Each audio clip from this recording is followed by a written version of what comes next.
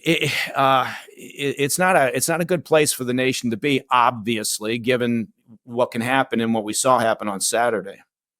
It's at least at the moment a little bit asymmetric, that only one side has control over how much protection an ex-president gets, and it's so. It just seems to me it seems to me like the amount of protection should be proportionate to the potential threat, and regardless of whether you like or don't like Trump, he's a pretty big target. I mean, you don't need to do much to Biden to cause him to fall over, but Trump's a much a much larger target. Yeah, I'm gonna let that one go. You're not wrong, and that's why you do risk and threat assessments on a constant basis, right? Because the risks, the threats, they change. They can increase, they can decrease, and you're always doing that. Whether you're talking about executive protection, for a political candidate, whether you're talking about what sort of level of protection you provide to a facility, or it doesn't matter. So you're absolutely right. And they should have been looking at this. Now, they did say that there has been some comment that the Secret Service did heavy up the security package to some degree back in June, I believe, for Trump.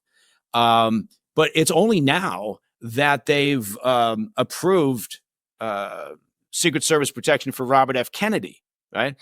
And that's an indication that really what the Democrats wanted was they just wanted him to go away. They almost didn't want to acknowledge that Kennedy was a candidate out there.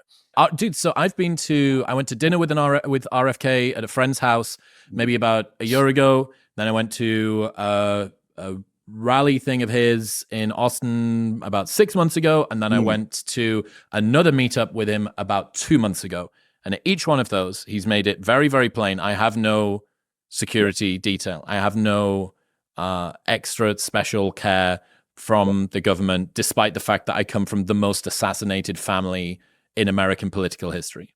Yeah, it was insane. And it has been. But I do think it was essentially for a very political reason, which was we don't want to acknowledge that he's a candidate. We just wanted to go away. Can you? I mean, so giving him the detail is almost like a stamp of approval in some way. This is a legitimate. person.